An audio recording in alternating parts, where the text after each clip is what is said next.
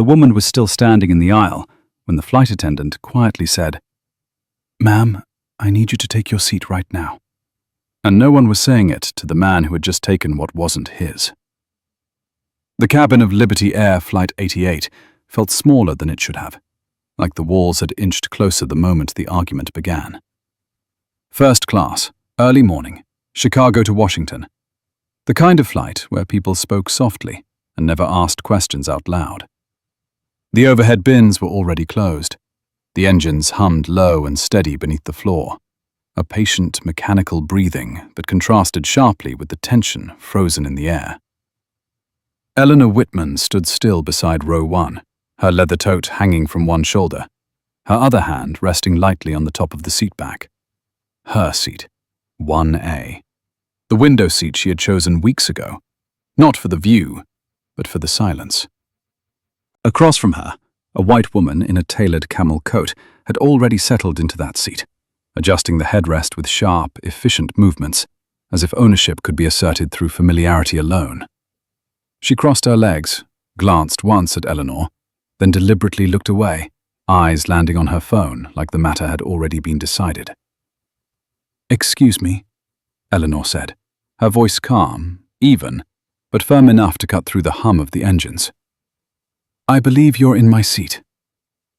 The woman didn't look up right away. She scrolled once more, then sighed, the sound thin and impatient. "No, I'm not," she said. "I'm in the right place." A few heads lifted in nearby rows. Subtle, quick. No one wanted to be obvious. Eleanor felt the familiar tightening in her chest. Not fear. Recognition. This exact shape of moment. The quiet dismissal. The assumption wrapped in politeness. Jonathan Reed, the lead flight attendant, appeared almost instantly. Mid-40s, pressed uniform, eyes alert but cautious. He smiled first at the seated woman, then at Eleanor, like a referee trying to keep the game civil. "Let's take a step back for just a second," Jonathan said. "I'll check the manifest." The woman in the seat finally looked up. Her eyes were sharp, assessing, practiced. "That won't be necessary," she said. "There's been a mistake." "It happens. I fly this route every week." Eleanor noticed the way she said it. Not loudly, not angrily. As a fact, as leverage. Jonathan hesitated. Just a beat too long. From 2 rows back, a man with silver hair and a navy blazer folded his newspaper slowly. He didn't speak, but his eyes stayed on Eleanor, curious now.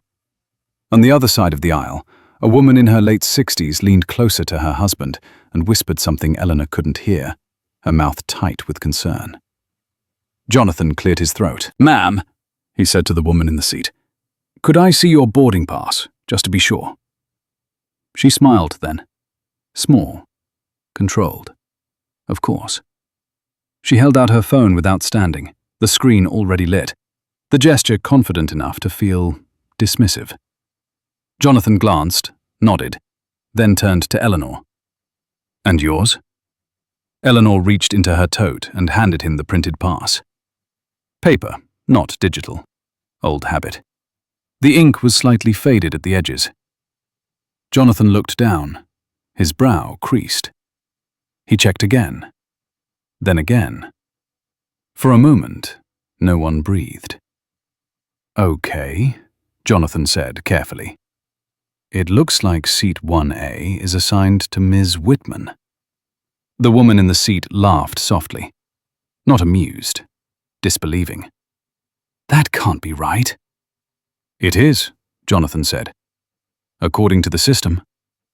She shifted in the seat now, finally turning her body toward Eleanor, eyes sweeping over her from head to toe. Simple navy coat, sensible shoes. No jewelry beyond a thin gold watch.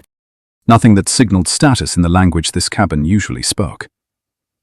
"Well," the woman said, lowering her voice slightly. "That's unusual. This seat is typically reserved." "For whom?" Eleanor asked. The woman paused, just long enough.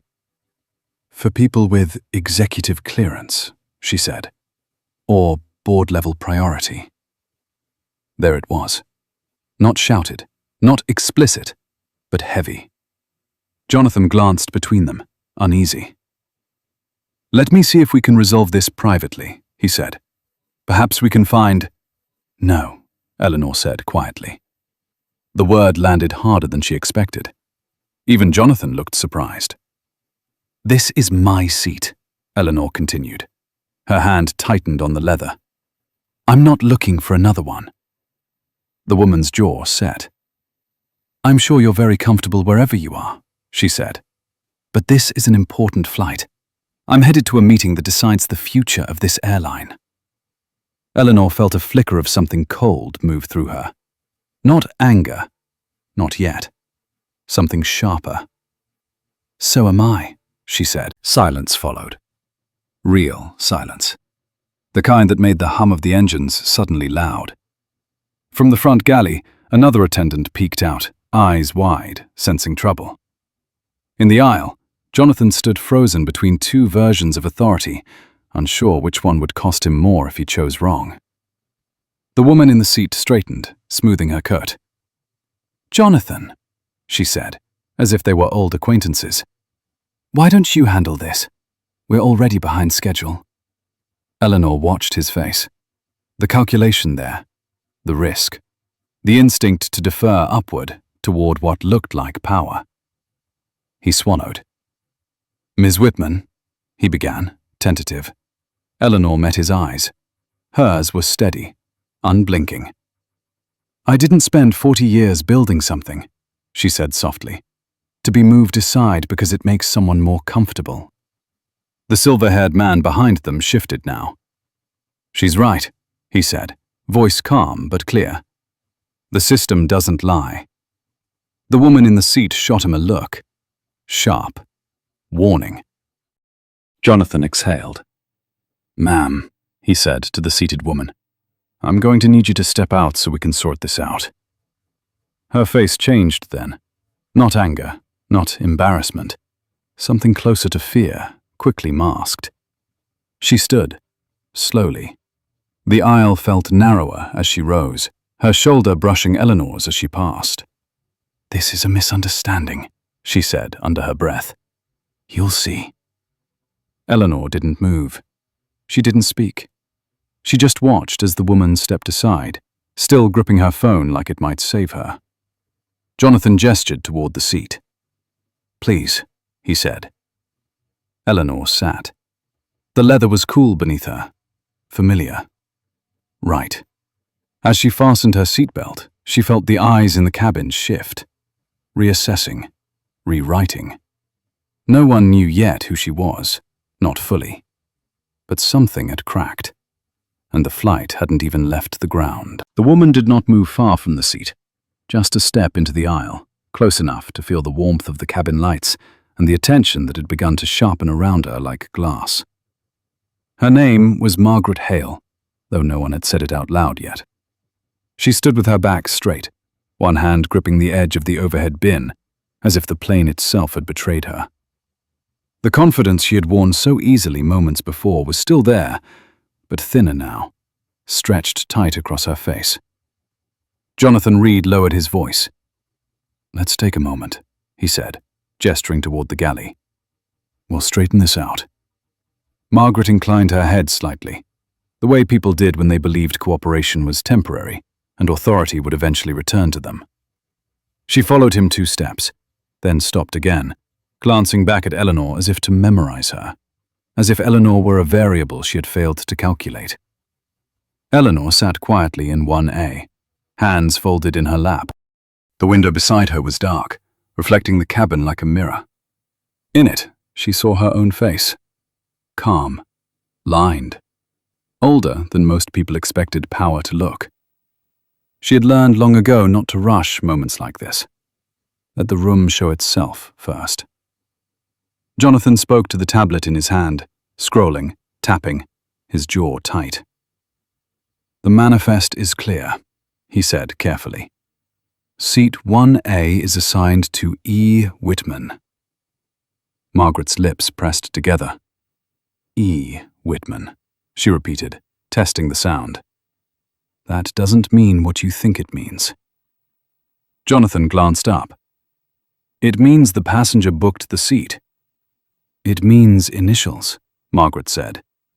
It means a placeholder. It happens when bookings are rerouted. Jonathan didn't answer right away. He looked again at the screen, then toward the cockpit, where the door was still open and the captain was running through a checklist. Time was slipping. Everyone could feel it. Behind Eleanor, the silver-haired man leaned into the aisle. Son, he said to Jonathan, his voice even and worn with age. The lady has a boarding pass. The system agrees with her. That should be the end of it. Margaret turned sharply. This doesn't concern you. It concerns anyone who understands fairness, the man replied. He folded his newspaper again, slower this time, deliberate. The woman across the aisle, the one who had whispered earlier, shifted in her seat. Her husband squeezed her hand. They didn't speak, but their eyes stayed on Eleanor now, not with curiosity, but with something closer to respect. Jonathan straightened. Mom, he said to Margaret, I need you to take your assigned seat. Margaret laughed once, breathless. You're making a mistake. Jonathan held her gaze. Please. For a moment, it looked like she might argue again. Then she exhaled sharply and stepped back toward her original row, heels clicking louder than necessary against the floor.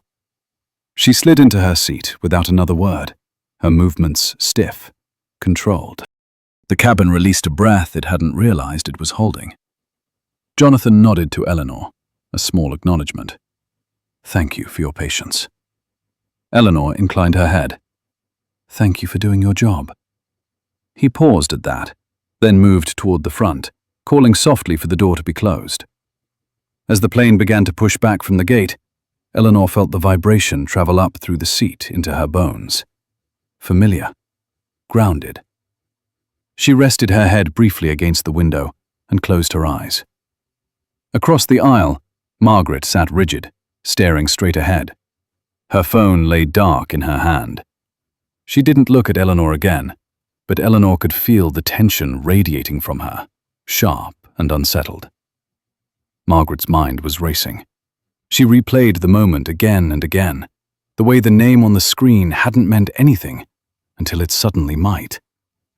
Whitman. She knew the name. Everyone in aviation did.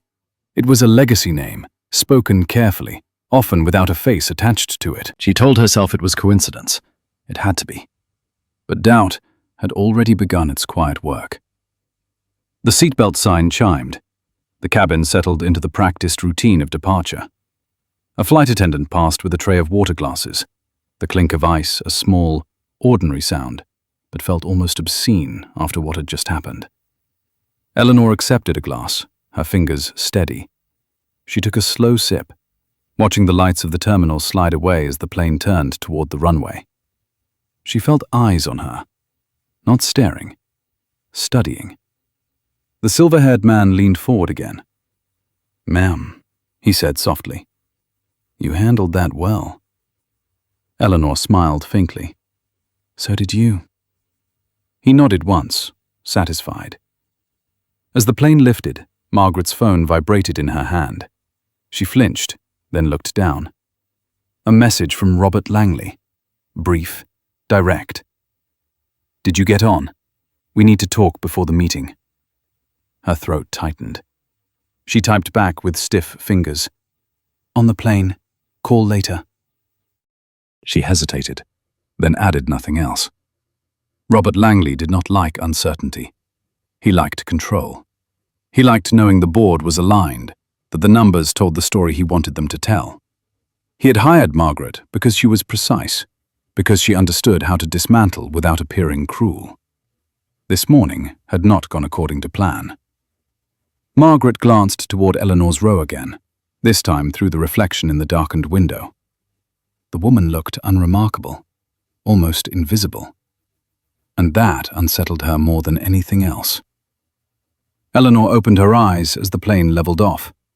She felt the familiar shift as gravity eased, as the cabin noise softened. This was always the moment she liked best, when there was no going back. She reached into her tote and pulled out a slim folder. Inside were printed reports, annotated in her careful handwriting. Numbers, trends, routes marked in pencil, names circled. She had known something was coming. She always did. Robert had been restless for months. Questions framed as concerns, suggestions disguised as inevitabilities. Talk of legacy, of exits, of cashing out while the market was still kind. She had listened. She always listened. Now she was ready. Across the aisle, Margaret finally turned her head. Their eyes met. Just for a second. Margaret looked away first. The cabin lights dimmed. The engines settled into a steady rhythm. Coffee was poured. Newspapers unfolded. Life resumed its polite forward motion. But beneath it, something irreversible had shifted. Eleanor gazed out at the clouds, bright and endless beneath the wing. She felt no triumph, no anger, only a quiet resolve settling into place. She had built this airline in a different era, when doors did not open easily and names like hers were meant to stay in the margins. She had learned to move patiently, to let others underestimate her, to wait for the moment when truth could no longer be ignored. That moment was closer now. Margaret Hale sat very still, hands folded too tightly in her lap, the future she had mapped out beginning to blur at the edges. And somewhere between Chicago and Washington, the balance of power began to tilt. Not with noise or spectacle, but with the soft, relentless certainty of what could no longer be denied. The first real crack appeared when the captain's voice came over the intercom, steady and calm, announcing cruising altitude, and Margaret realized her hands were trembling. She pressed them flat against her thighs, willing them to stop. The cabin had settled into its quiet rhythm. Cutlery clinked softly. Someone cleared their throat. A page turned. Ordinary sounds, yet everything inside her felt unmoored. She had walked into hundreds of rooms where power shifted with a look or a sentence, and she had always known where she stood. This was different. This was not a room. This was a sealed vessel moving through the sky, and there was nowhere to step away. Eleanor sensed it before she saw it. The change. The way Margaret's breathing had shortened. The way her gaze kept drifting, not toward Eleanor directly, but toward the reflection in the window, as if she were afraid of confirming what she already suspected. A flight attendant stopped beside Eleanor's seat. Young, careful. "Can I get you anything, Ms. Whitman?" "Black coffee," Eleanor said. "No sugar." The attendant nodded and moved on. Margaret heard the name then. Not the initial, not a guess. Spoken clearly, without hesitation. Whitman. The sound landed like a dropped glass. She leaned toward the aisle, lowering her voice. "Excuse me," she said to the attendant as she passed again. "Did you say Whitman?" The attendant hesitated, just a fraction. "Yes, ma'am." Margaret felt the air thin. She sat back, her heart thudding now, the memory of a framed photograph in a boardroom sliding into focus. A younger woman, sharper eyes, same mouth, same stillness. Across the aisle, Eleanor accepted her coffee. She wrapped her hands around the mug, feeling the heat seep into her palms. She did not look at Margaret. She didn't need to. The silver-haired man behind them leaned forward once more. "Ma'am," he said quietly to Eleanor, "I used to serve on the Transportation Oversight Committee." Eleanor turned slightly. "Then you've seen how easily systems forget who built them." He smiled, rueful. "Too often." They fell into silence again. Margaret's phone vibrated. This time she didn't hesitate. She answered, keeping her voice low. "Robert." On the other end, Robert Langley's voice was clipped, controlled. Where are you? On the flight? You sound off. Margaret swallowed. There was a situation. A pause. What kind of situation? Margaret glanced toward Eleanor's row, then away. I need to speak to you when we land. Another pause. Longer this time. You said that before. I know. The line went quiet. Then, we'll talk, Robert said. The call ended. Margaret stared at the dark screen. The familiar sense of command she usually felt after speaking to him was gone. In its place was something colder. Exposure. Eleanor took a sip of coffee and finally allowed herself to look across the aisle. Margaret's posture had changed. Not collapsed. Tightened. Defensive. Like an animal realizing it was no longer unseen. Their eyes met again. Eleanor didn't smile. She didn't frown. She simply held Margaret's gaze long enough for the message to land. I know you now.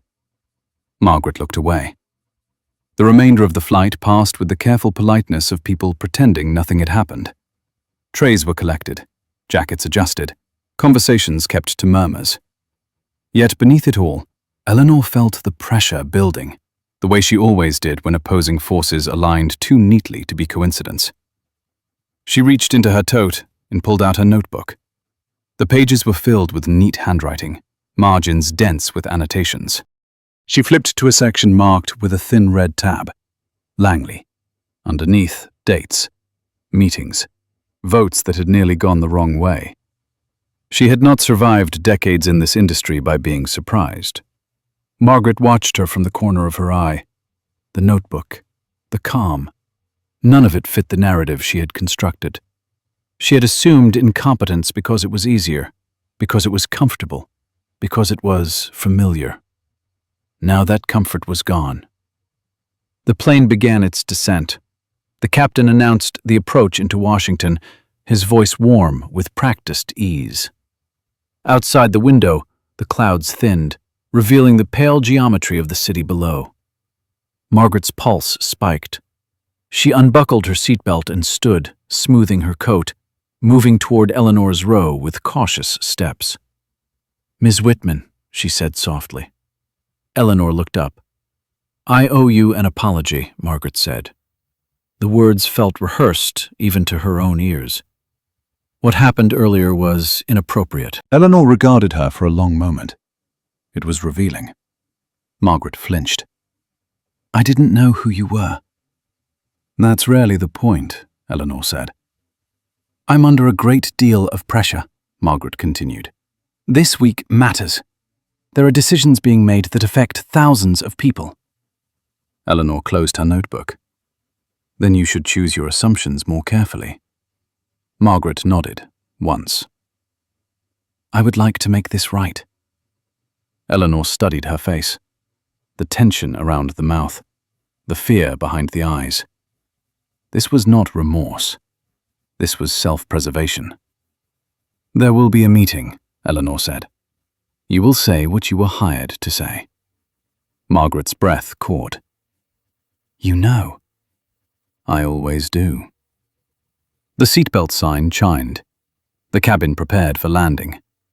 Margaret stood frozen for a moment, then returned to her seat without another word. The wheels touched down with a firm, unremarkable thud. The kind of landing no one applauded. The plane taxied toward the gate, the familiar scent of asphalt and fuel filling the cabin. As the seatbelt sign switched off, passengers rose, gathering belongings. The silver-haired man paused beside Eleanor's seat. For what it's worth, he said, some of us are paying attention. Eleanor nodded. That's all I ever needed. Margaret waited until the aisle cleared before standing. She did not look at Eleanor as she passed, her face carefully blank. Inside the terminal, the crowd moved with the urgency of Washington mornings, phones pressed to ears, briefcases swinging. Eleanor walked at her own pace, feeling the ground solid beneath her feet.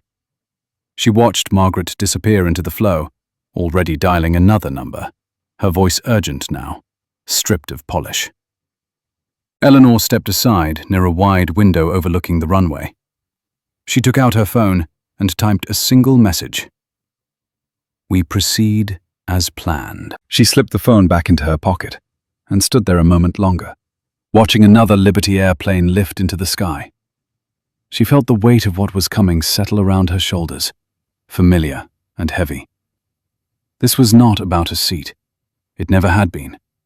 It was about who believed they had the right to decide the future, and who would no longer be moved quietly aside. Eleanor turned and walked toward the exit, her reflection briefly catching in the glass, steady and unmistakably her own, as the story she had been building for years began to tighten toward its inevitable reckoning. The boardroom on Pennsylvania Avenue did not announce itself with grandeur. It didn't need to. The building was low, old, set back from the street behind iron railings and winter bare trees, the kind of place that assumed everyone inside already understood the gravity of what happened there. Eleanor arrived early. She always did.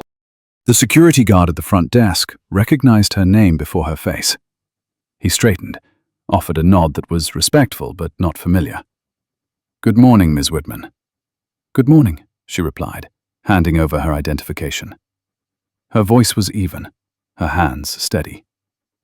Inside, the elevator rose slowly, humming as if reluctant to carry so much history upward. Eleanor watched the numbers change, feeling the familiar mix of anticipation and restraint settle into her chest. She had learned long ago that true power announced itself only when it had to. The boardroom was already set. Long table, water glasses aligned with military precision, name placards resting like small declarations of territory. Eleanor took her seat near the head, not at it, not yet. David Morales, the chief financial officer, entered a moment later, his tie already loosened, a folder tucked under his arm. He caught sight of Eleanor and allowed himself a brief, relieved smile. "You look calm," he said quietly, as he took the seat beside her. "I am," Eleanor said. "That makes one of us." Across the room, Robert Langley arrived with the confidence of a man who believed the day would end in his favor.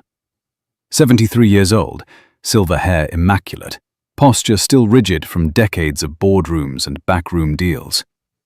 He greeted the others warmly, shaking hands, murmuring reassurances. When he saw Eleanor, his smile faltered for half a second before resetting.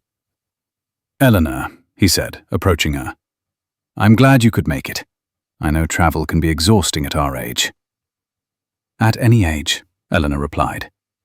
She didn't stand. Langley's eyes flicked to the empty chair at the head of the table, then back to her. "We'll be getting started shortly." Margaret arrived last. She entered quietly, without the sharp confidence she had worn on the plane. Her suit was impeccable, but her shoulders were tight, her movements measured. She avoided Eleanor's gaze, placing her laptop on the table with careful deliberation, as if aligning herself physically might restore internal balance. The room filled. Doors closed. The low murmur of side conversations faded as the chairperson called the meeting to order. Robert Langley cleared his throat. "Thank you all for being here on such short notice. We have some difficult decisions ahead of us." Eleanor listened. She always listened first. Margaret stood when it was her turn. She began her presentation with numbers, as she always did. Revenue streams, cost centers, slides moving smoothly from one to the next. Her voice was steady now, professional, practiced. Eleanor watched the board members' faces. Some leaned forward, others crossed their arms. The patterns were familiar. And finally, Margaret said, clicking to the next slide, "Strategic realignment, a recalibration of focus toward high-yield markets."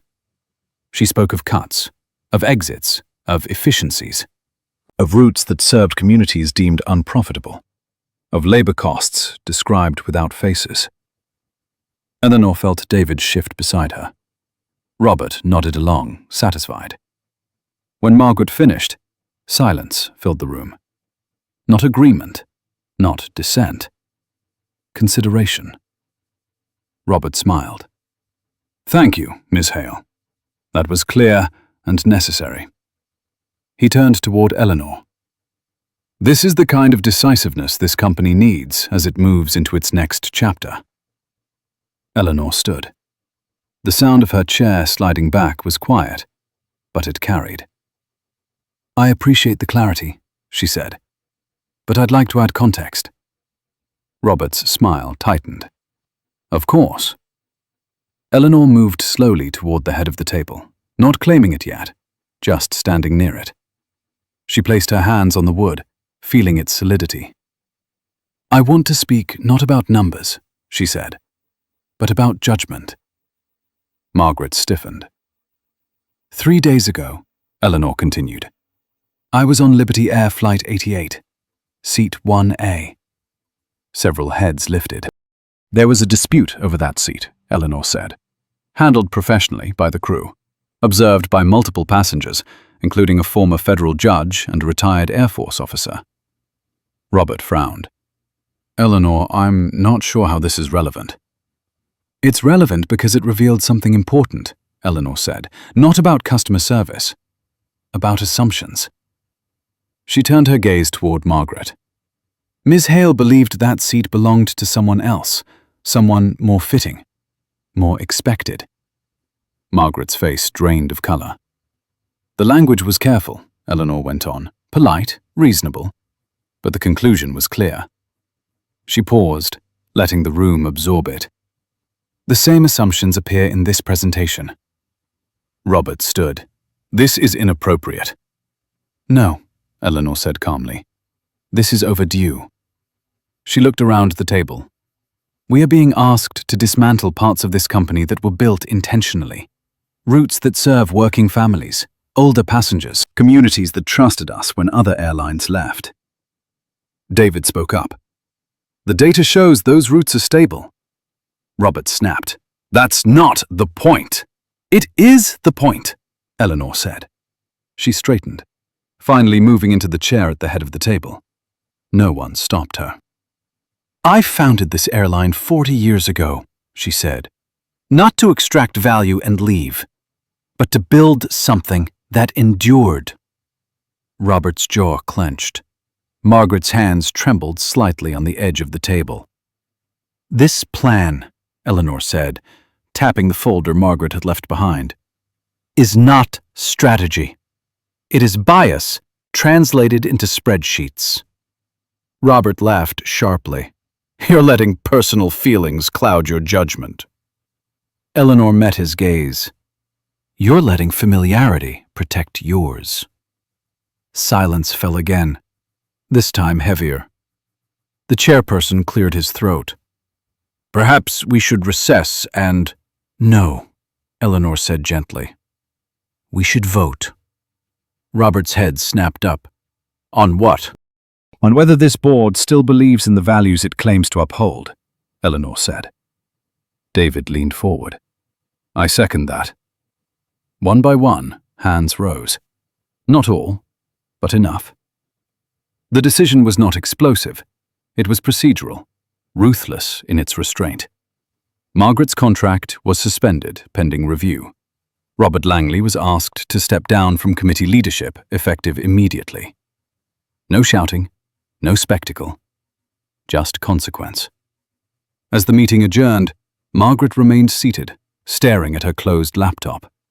Robert gathered his papers in stiff silence, his movements abrupt, his authority visibly diminished. Eleanor stood last. She felt tired now, not weakened, earned. David touched her arm. "You okay?" "I am," she said.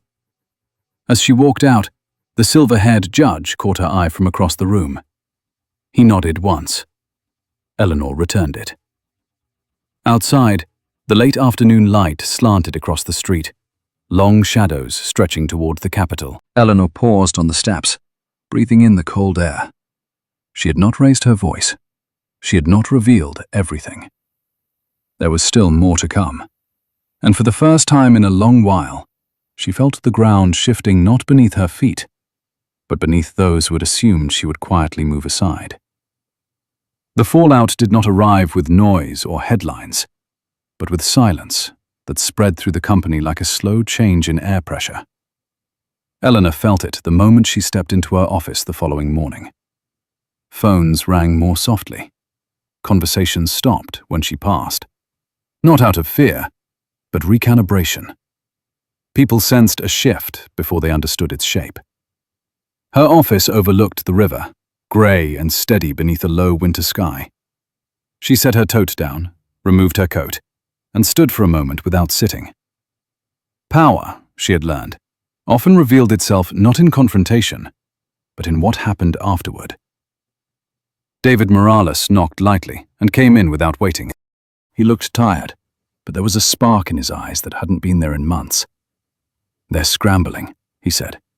"Langley's allies are calling, trying to feel out where the board stands." Eleanor nodded. "And Margaret?"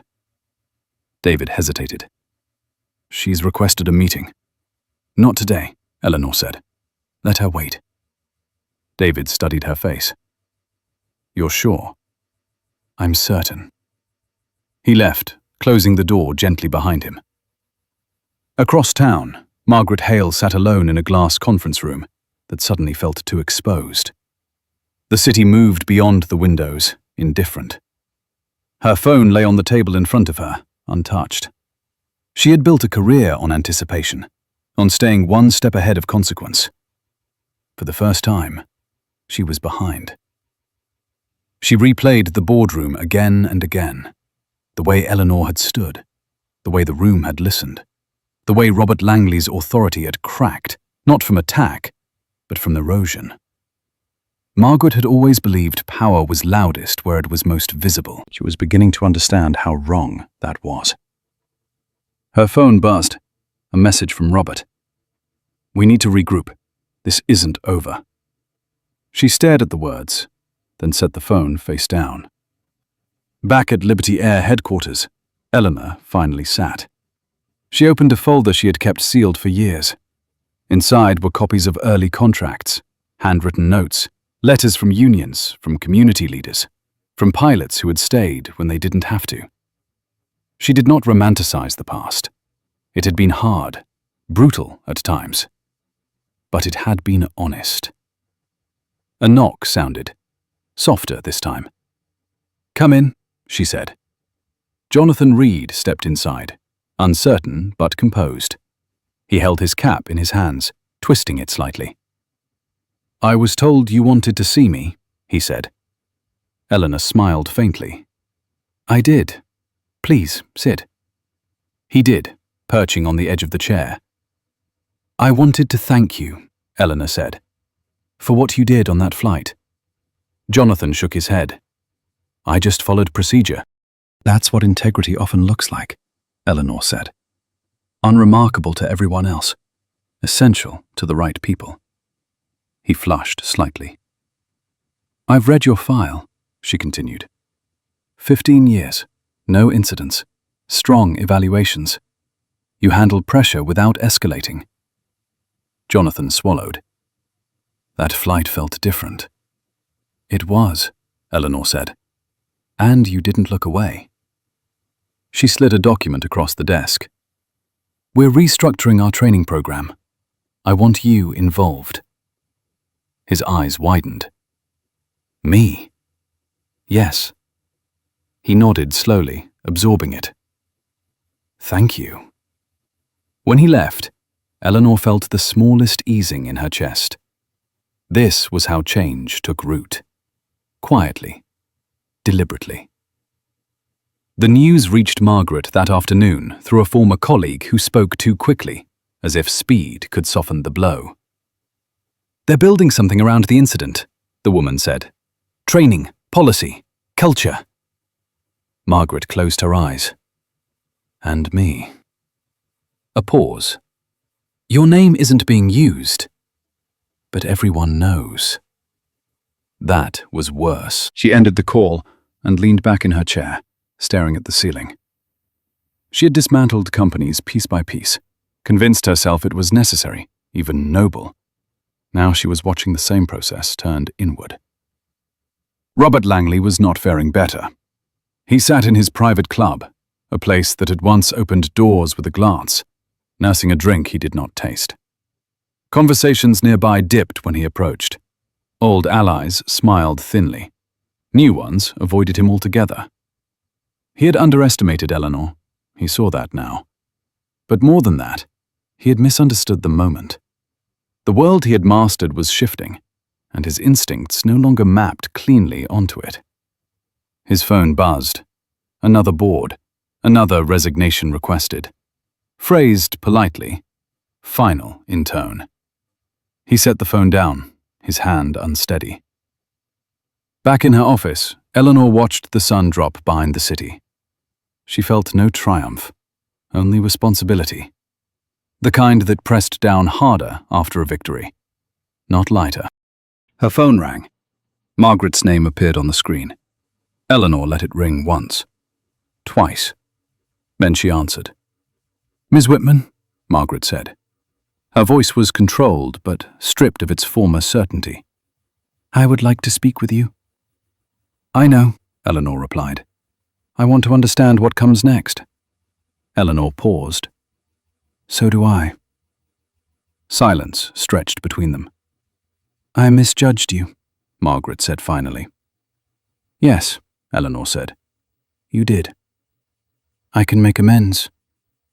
"You can sit with what you've learned," Eleanor said. "That's a start." Margaret exhaled.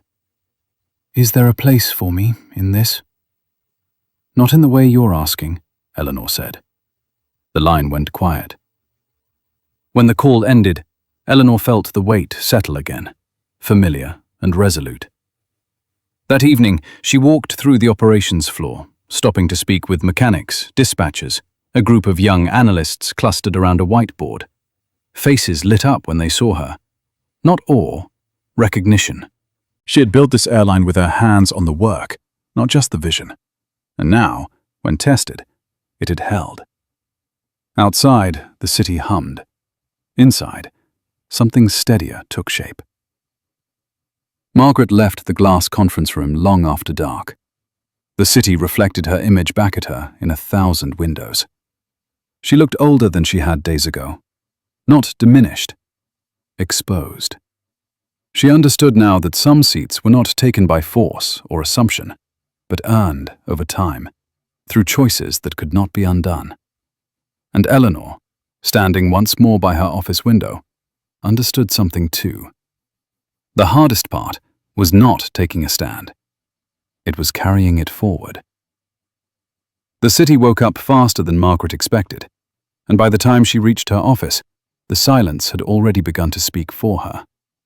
Emails sat unanswered. A meeting she had scheduled weeks ago was quietly removed from the calendar. The assistant, who usually greeted her with updates, nodded once and returned to her screen without comment. Nothing dramatic, nothing explicit. Just a subtle withdrawal of confidence that felt sharper than confrontation. Margaret closed her office door and stood there, coat still on, listening to the muted sounds beyond the glass. She had built her career on momentum. Right now, momentum had turned against her, and it was moving without her consent.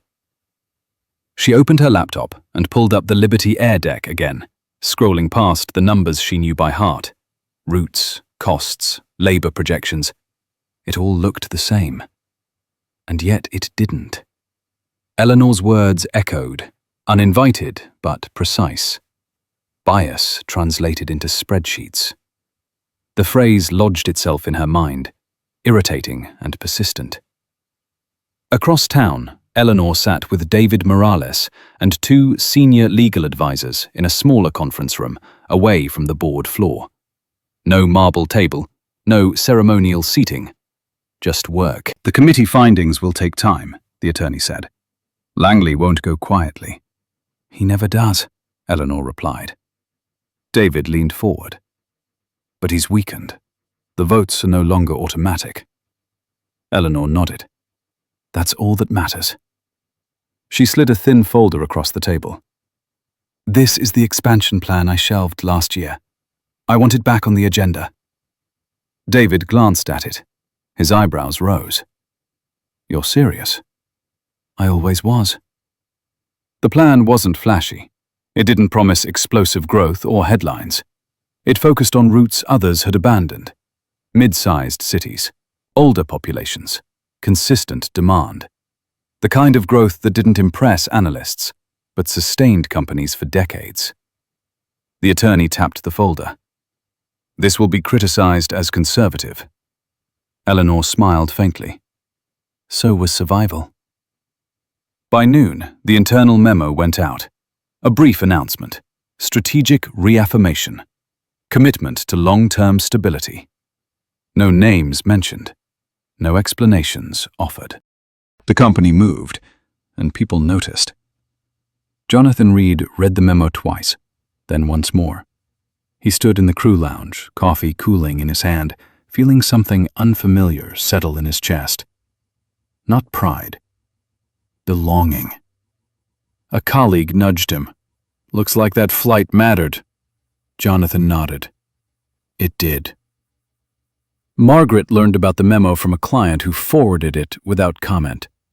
She stared at the screen, recognizing the shape of the strategy immediately. It wasn't reactionary. It was intentional. Eleanor wasn't defending herself.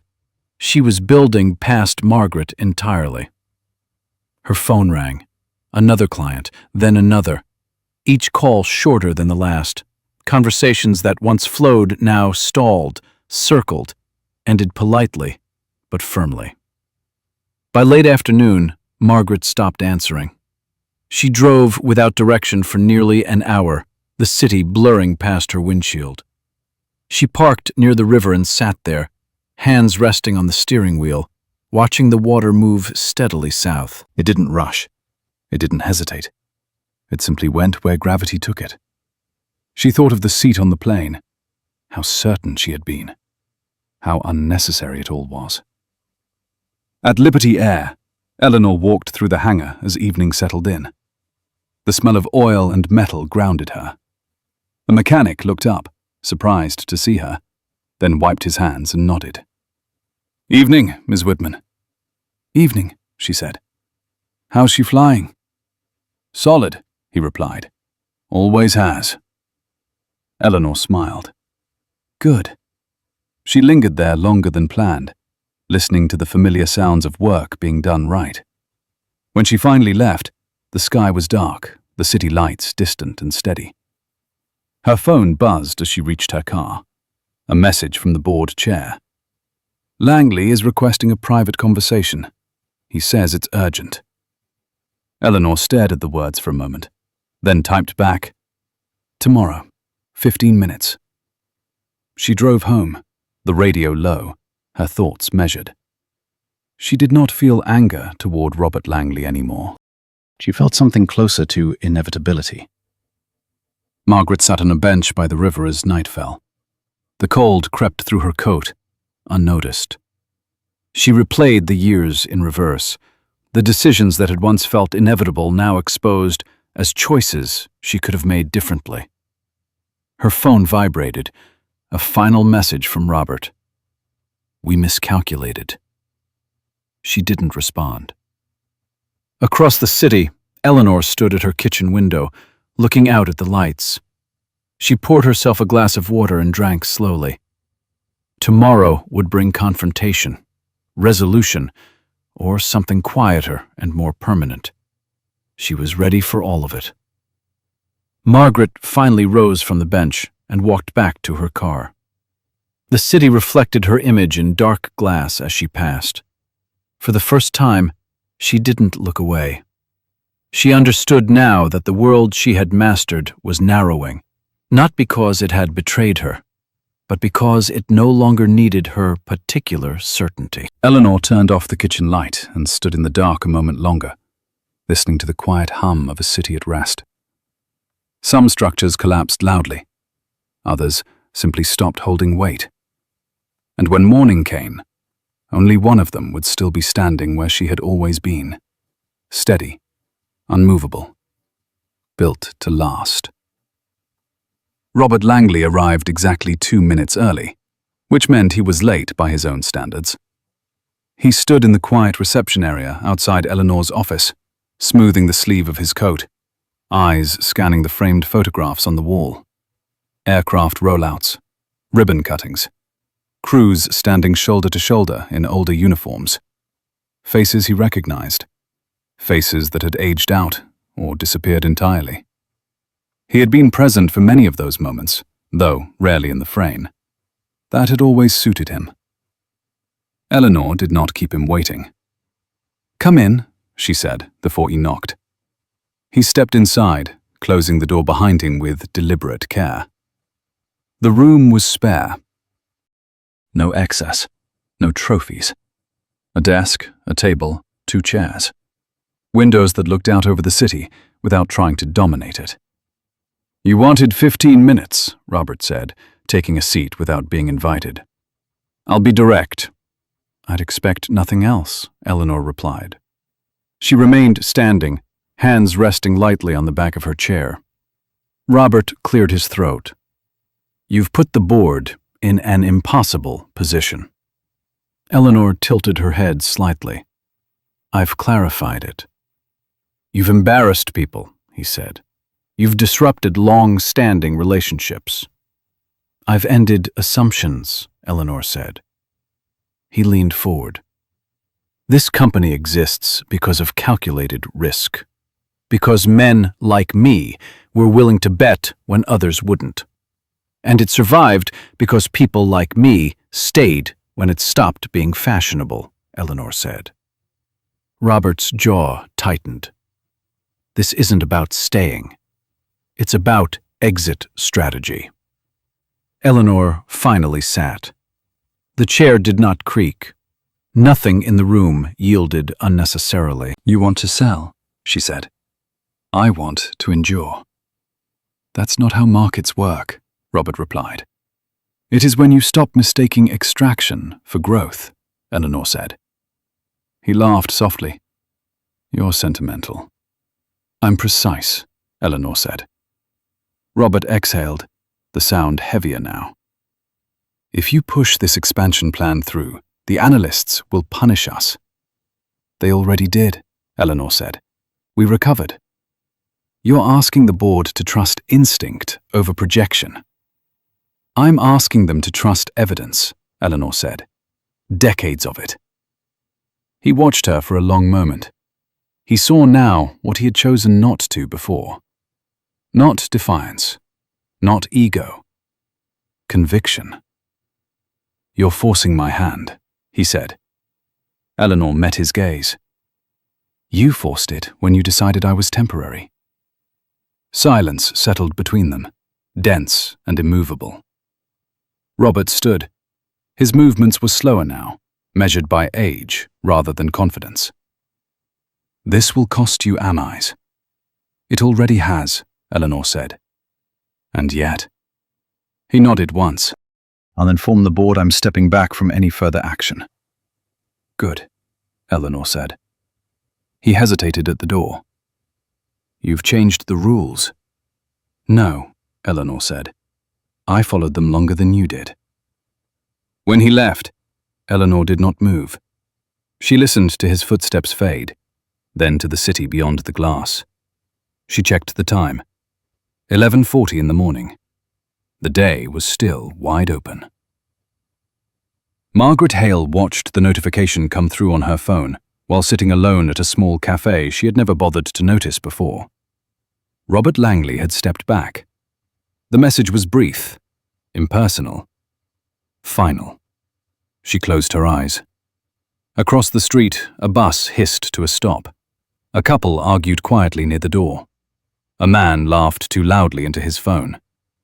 Life moved on, unbothered by her internal reckoning. She opened her laptop and began typing a resignation letter she did not yet know who would receive. Each sentence felt heavier than the last. She stopped twice, deleting entire paragraphs, realizing how many words she had once used to disguise retreat as strategy. At Liberty Air, Eleanor convened a smaller meeting that afternoon. No press, no formal agenda. Operations, finance, training. People who understood what the work actually required. Jonathan Reed stood near the back of the room, arms crossed, listening. Eleanor spoke plainly, about consistency, about trust, about why certain routes mattered, even when spreadsheets suggested otherwise. She did not raise her voice. When she finished, there was no applause, just nods, pens moving, decisions taking shape. Jonathan felt something settle in him then, a sense of alignment he had not known he was missing. Later, as the building emptied, Eleanor returned to her office and closed the door. She sat at her desk and opened a drawer she rarely used. Inside lay a folded letter, yellowed at the edges. Her father's handwriting. Advice written when she was younger than Jonathan was now. Build things that last, then stand where you built them. She folded it again and returned it to its place. Margaret sent her resignation that evening, not to Eleanor, to her firm. She did not ask for forgiveness or understanding. She simply stated that she was stepping away, effective immediately. The response was swift, polite, relieved. She walked home in the dark, her heels clicking against the pavement, the sound echoing more loudly than usual. At her building, she paused before entering, looking up at the lit windows above her, each one a life continuing without reference to her standing. Inside, she removed her coat and set it down carefully. She did not pour a drink. She sat instead, hands resting on her knees, feeling the quiet settle. She understood now that she had mistaken proximity to power for possession of it. Eleanor stood on the roof of Liberty Air headquarters as the sun dipped below the skyline. The wind tugged at her coat. She welcomed it. Below her, planes moved in slow, deliberate choreography. Arrivals, departures. Systems she had designed to outlast individual names. Her phone vibrated once. A message from David. Board vote scheduled for Friday. Momentum is with us. Eleanor typed back.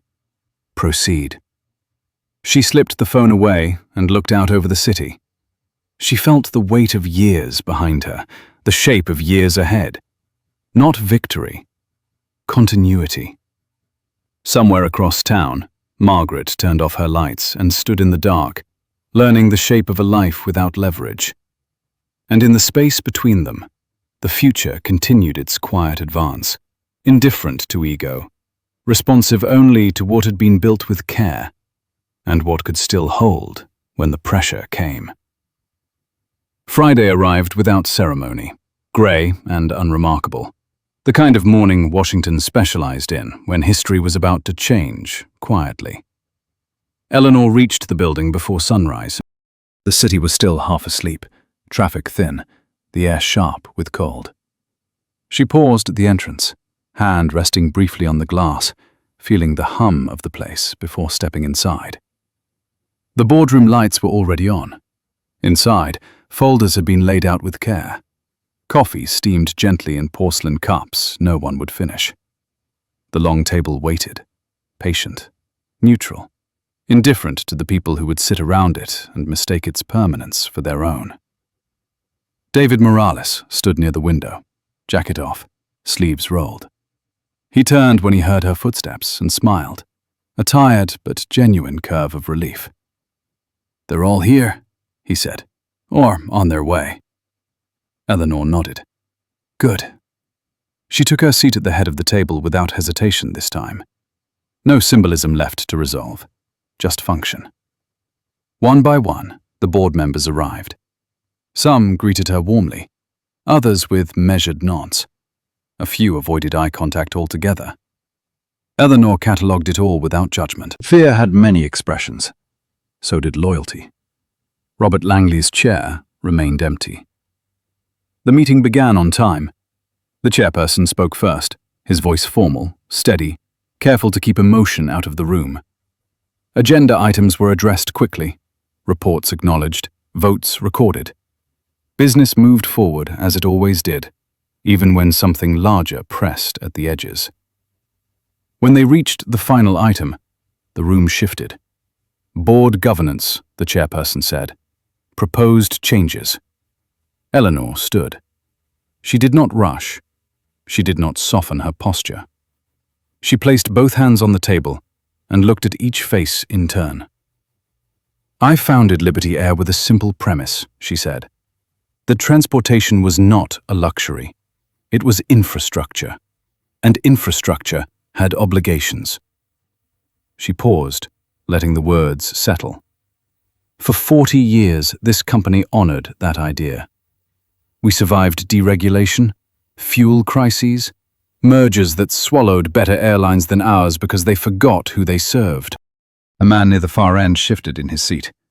Another leaned forward.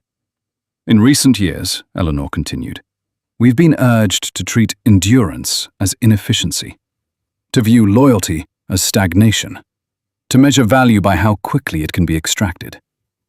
She straightened. I reject that.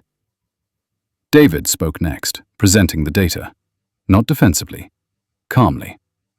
Passenger retention, route stability, long-term margins. The quiet strength of boring numbers. Then the legal counsel spoke, outlining governance changes, committee restructuring, term limits, oversight measures designed to prevent quiet consolidations of influence. No names were spoken. None were needed. When the vote came, it was not unanimous, but it was decisive. The motion passed. A breath moved through the room, collective and restrained. The chairperson nodded. Effective immediately. Eleanor sat back, feeling the weight shift. Not lift. Shift. The meeting adjourned without applause, without speeches. Board members gathered their papers, murmuring to one another, some relieved, some wary, all aware they had crossed a line they could not uncross.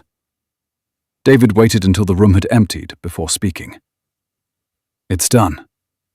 Yes, Eleanor said. Now we do the work. Outside the building, Margaret Hale stood across the street, hands in her coat pockets, watching the entrance she would never again walk through with authority. She had not planned to be there. Her feet had brought her without asking. She saw David exit, phone already to his ear. She saw two board members pause on the steps, speaking in low voices, faces tight with calculation.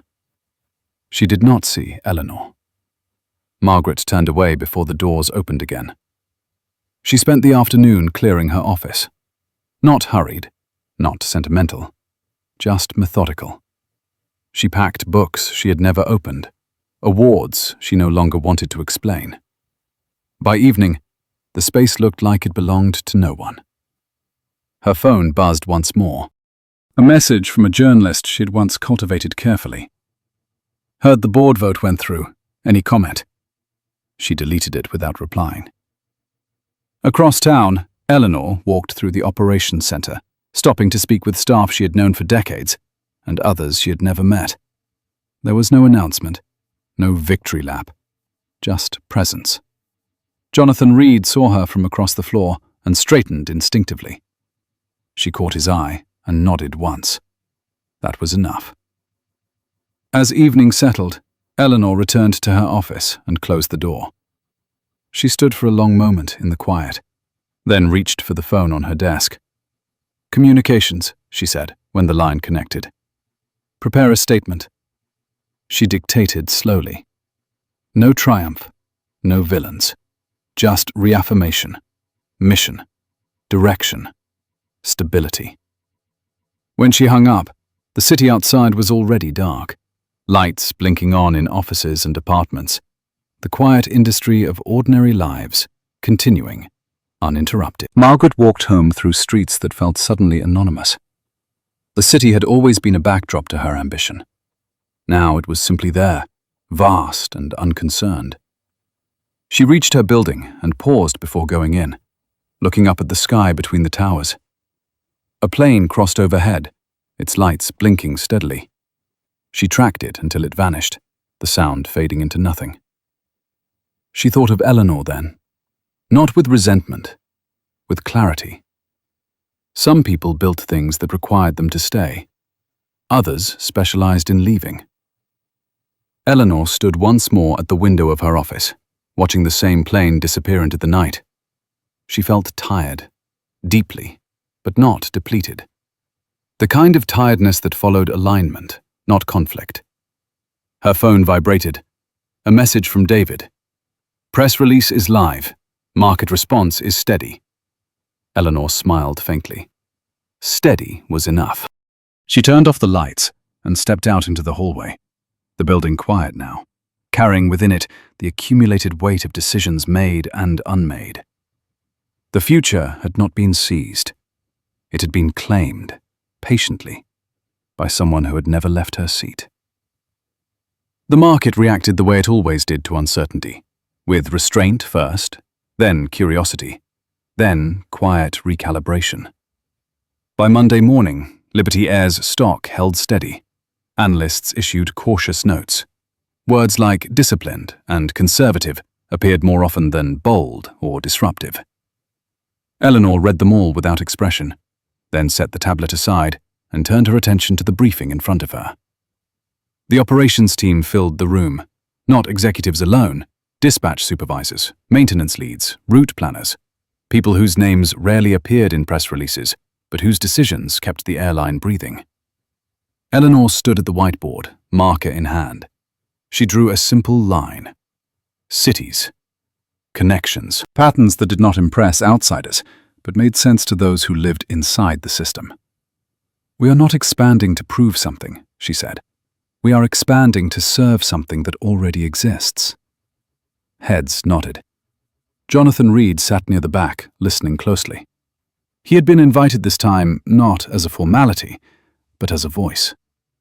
When Eleanor asked him to speak, he stood slowly, aware of every eye in the room. Passengers notice consistency, he said. They notice when they're treated like an inconvenience. And they notice when they're treated like they matter. Eleanor met his gaze. That's our advantage. After the meeting, David caught up with her in the hallway. Langley's office cleared out over the weekend. Good, Eleanor said. He left a letter. Eleanor stopped. For me? David nodded. Do you want it? Later. She walked on, her pace unhurried. Across town, Margaret Hale woke late in an apartment that felt too quiet. The city noise filtered in through the windows, distant and impersonal. She lay still for a long moment, staring at the ceiling, the absence of urgency disorienting. Her phone sat untouched on the nightstand. No overnight emails, no alerts, no requests. She had spent so many years reacting to demand that the lack of it felt like a physical sensation. She rose, made coffee she barely tasted, and opened the blinds. Below, people moved with purpose, unaware of her reckoning. She had always believed the city watched. She understood now that it never had. By midday, a message appeared from a former colleague. If you're looking for advisory work, discreetly, I might know someone. Margaret read it twice, then once more. She typed a response, paused, deleted it, and closed the laptop. Back at Liberty Air, Eleanor finally opened Robert Langley's letter that evening. The handwriting was precise, deliberate, every sentence weighed. He wrote of miscalculations, of changing times, of respect earned and lost. He did not apologize. He did not ask forgiveness. He acknowledged outcome. Eleanor folded the letter and placed it in the same drawer as her father's note. History belonged there, not in front of her. That night, she attended a small retirement gathering for a pilot who had flown with the company since its earliest years. No cameras, no speeches. Just stories shared over food and laughter worn smooth by time. You remember when we almost lost the Denver route, the pilot said, shaking his head. Everyone said it wasn't worth saving. Eleanor smiled. I remember. You were right, he said simply. She accepted the compliment without ceremony. Margaret spent the evening walking. No destination, no plan. She passed restaurants she used to frequent, places where deals were whispered over linen tablecloths. Through the windows, she saw people leaning toward one another, animated, invested. She felt like a spectator now, not excluded, detached. She stopped at a bookstore and went inside. The smell of paper and dust was grounding. She wandered the aisles without intention until a title caught her eye. Organizational Ethics. She picked it up, surprised by the impulse. At the counter, the cashier smiled politely. No recognition, no assumption. Margaret paid and left. Eleanor returned home late, the city quieter now. She stood in her kitchen, shoes still on, and looked around. Nothing extravagant, nothing curated for display. A life arranged for living, not proving. She poured a glass of water and sat at the table. For the first time in days, she allowed herself to feel the weight fully. Not the battle, the responsibility that followed. The phone rang. David again. "We've been invited to testify at the Transportation Committee next month," he said. "Policy consultation." Eleanor closed her eyes briefly. "We'll prepare." "They respect you," he added. "They should respect the work," Eleanor replied. Margaret read late into the night. Not the book she had bought, but articles she had once skimmed without interest. Pieces on labor practices, community impact, the long view. Words that challenged efficiency as the highest virtue. She didn't agree with all of it, but she listened. Outside, a plane passed overhead. She paused, listening until the sound faded. For the first time, she wondered about the people inside, where they were going. Why? Eleanor woke early the next morning and went for a walk before the city stirred. The air was cold and clean. She moved at a steady pace, her breath visible with each step. She thought of the years ahead, not in terms of tenure, but stewardship.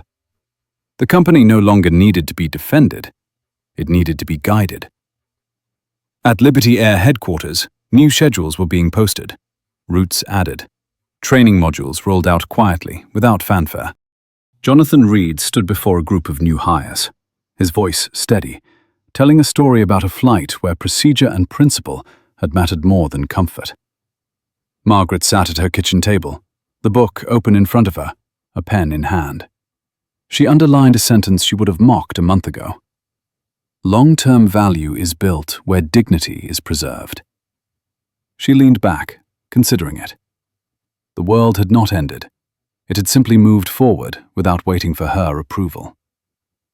Eleanor reached the office as the sun rose, light spilling across the river. She paused at the window one last time before stepping inside, feeling the hum of a company in motion, aligned not by force, but by trust. The seat she occupied had never been about privilege. It had always been about responsibility. And now, finally, the distance between the two was clear to everyone who mattered. The morning Eleanor announced her retirement plan was the same color as every other Washington morning, pale and undecided, as if the city itself understood that permanence was an illusion. She stood at the podium in the Liberty Air auditorium, not elevated, not spotlighted, just visible. Employees filled the seats in front of her, mechanics in work jackets beside analysts in pressed shirts, flight attendants shoulder to shoulder with dispatchers. No press, no cameras. This was not a spectacle. It was a conversation. "I'm not leaving," Eleanor said. "I'm widening the circle." A murmur moved through the room. Not fear, not relief, but attention. "For decades, leadership has been something done above you," she continued.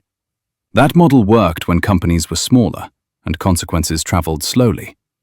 It doesn't work anymore."